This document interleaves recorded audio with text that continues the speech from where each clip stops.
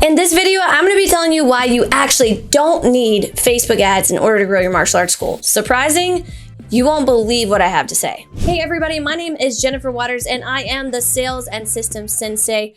I help martial arts school owners scale their martial arts schools through systems and utilizing dojo assistants. Now here's the thing, when we're talking about Facebook ads, and you're gonna hear this all across the industry and really all across small business, people say, well, you need to use Facebook ads, you need to use Instagram, TikTok, you gotta be on social media in order to grow your business.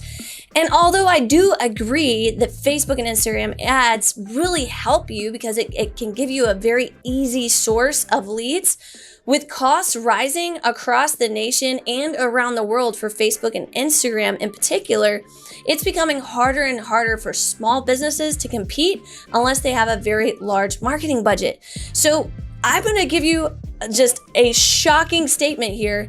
When we grew our school from basically like $5,000 a month to over $85,000 per month in recurring revenue, which made us a seven-figure dojo way back in the day, we did it during A, recession, and B, without Facebook or Instagram ads. How in the world did we do it? Well, I'm gonna tell you not necessarily all the steps of what we did to build the flagship school out, but I am gonna tell you what you can do in order to make sure you're insulating yourself against these outrageous Facebook and Instagram costs and still being able to get leads in the door. So the very first thing is you need to think about your inbound leads as not just from your website and not just from Facebook or Instagram. You gotta think about, how do I get inbound leads in my school? Okay, so I'm gonna give you a couple of different reference points and some things that we have done and continue to do in order to generate leads. The first thing is you need to be having some type of event in your school every single month. Now, I'm gonna just give you some really rapid fire things through the first half of the year, and feel free to run with any of these.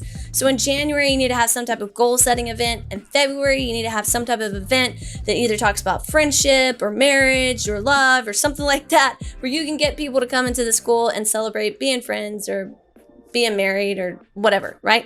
The third thing is March. You got to have something in March. You could really make any topic around spring or spring fitness or springing into the new year, whatever, right? April, you need to have something as well. Again, a buddy day would be a really great event to have in April. May, probably, depending upon when your school lets out, have some type of end of school year party.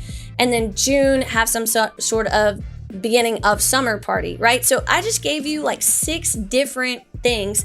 And these were just fast examples. Also in May, just to let you know, if you don't want to do beginning of summer, end of school, you can also do Mother's Day, and June can be a Father's Day type workout. So I just gave you a lot of different things one time a month. If you put all your energy, all your resources into getting people to come to this event, students with their friends, people in the community, and you got them to show up to your event, you would have leads that you really didn't have to pay a lot for. That's what we consider an inbound lead. Someone who's actually walking in the doors of your school predictably, not just they saw your sign and happened to stumble into your door, right? So you got to get your inbound leads, and you really need to get them very, very defined. Like, how am I going to get this many leads in order to get this many enrollments? That's something we work with our clients on inside of our 7-Figure Dojo program, is actually laying out from A to Z how they're getting leads in so they can hit their enrollment goals and then be able to hit their profit margins that they're hoping to achieve. Now, the second thing is you got to get aggressive about outbound. If you're not going outside the doors of your school, outside the walls of your school every month, there's something wrong with the health of your business. Here's what I mean. You need to be hitting up your local events in your community. You need to be out there, movie theater booths, serving in the community, going to the baseball park. You got to go to the park, have a class in the park. You need to be outside the walls of your school. We're now in a place at this point in time in 2022 where we are not being restricted to outside activities or venues. So take advantage of that and get out of the walls of your school.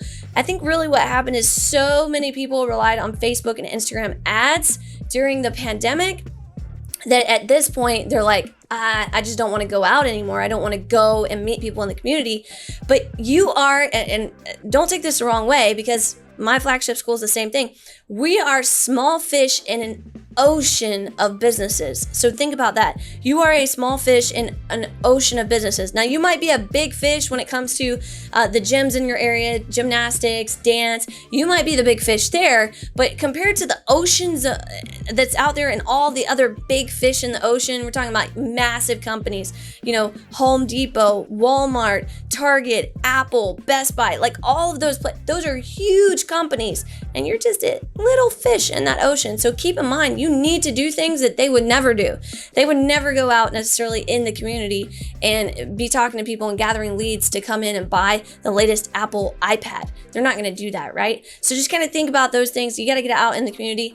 And finally, the last thing is you really need to focus on calculating exactly how many leads that you need.